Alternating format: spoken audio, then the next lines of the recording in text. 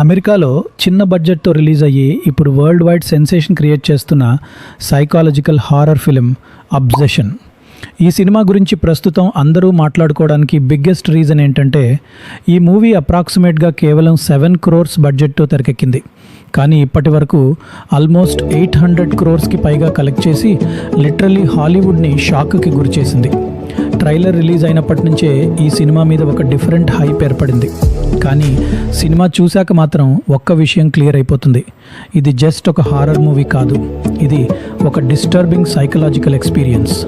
Director Clive Barker తన debut ఫిలింతోనే ఆడియన్స్ని మెంటలీ డిస్టర్బ్ చేసే రేంజ్ అవుట్పుట్ ఇచ్చాడు. స్టార్టింగ్ నుంచే సినిమా ఒక వియర్డ్ అన్కంఫర్టబుల్ వైబ్ క్రియేట్ చేస్తుంది.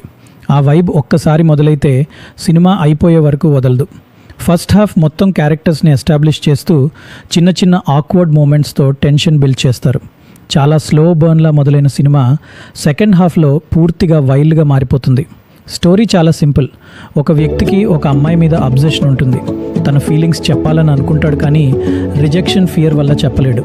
అలాంటి సమయంలో అతనికి ఒక సూపర్ న్యాచురల్ విష్ ఫుల్ఫిల్ చేసే మిస్టీరియస్ ఆబ్జెక్ట్ దొరుకుతుంది. అతను ఒక్కటే కోరుకుంటాడు, ఆ అమ్మాయి నన్ను ప్రేమించాలి. మొదట్లో అంతా పర్ఫెక్ట్గా అనిపిస్తుంది. ఆ అమ్మాయి అతనితో క్లోజ్ అవుతుంది, కేర్ చేస్తుంది, ప్రేమిస్తుంది కూడా. కానీ స్లోలీ ఆ ప్రేమ్ అబ్జెషన్గా మారిపోతుంది. అతను ఎక్కడికి వెళ్ళినా ఆమె అక్కడే ఉంటుంది. ఎవరితో మాట్లాడినా ఆమెకి కోపం వస్తుంది. తన లైఫ్ మొత్తం కంట్రోల్ చేయడం మొదలు పెడుతుంది. మొదట క్యూట్గా కనిపించిన రిలేషన్షిప్ తర్వాత టెరిఫైయింగ్ నైట్మేర్గా మారిపోతుంది. ఈ మూవీకి బిగ్గెస్ట్ స్ట్రెంగ్త్ ఏంటంటే చీప్ జంప్ స్కేర్స్ మీద డిపెండ్ కాకుండా ప్యూర్ సైకలాజికల్ హారర్ క్రియేట్ చేయడం. Background score, eerie sound design, cinematography ఇవన్నీ కలిసి ఆడియన్స్ని ఒక డిస్టర్బింగ్ అట్మాస్ఫియర్లోకి తీసుకెళ్తాయి. కొన్ని సీన్స్ అయితే లిటరలీ అన్కంఫర్టబుల్గా ఫీల్ అయ్యేలా చేస్తాయి. హీరో క్యారెక్టర్కి ఇమోషనలీ కనెక్ట్ అయిపోతాం. అదే సమయంలో హీరోయిన్ క్యారెక్టర్ మాత్రం జెన్యున్లీ టెరిఫైయింగ్గా ఉంటుంది. ఆమె expressions, body language, dialogue delivery అన్నీ కలిపి ఒక హాంటింగ్ ప్రెజెన్స్లా అనిపిస్తుంది. సినిమాలో యాక్చువల్ గోస్ట్ లేకపోయినా ఆమె ప్రెజెన్స్ ఇట్ సెల్ఫ్ హారర్లా అనిపిస్తుంది. టెక్నికలీ కూడా cinema brilliant. Colour grading, framing, continuous shots, especially second హాఫ్లో వచ్చే కొన్ని సీక్వెన్సెస్ అయితే నెక్స్ట్ లెవెల్. థియేటర్లో సౌండ్ ఎక్స్పీరియన్స్తో చూస్తే ఇంపాక్ట్ ఇంకా డబుల్ అవుతుంది.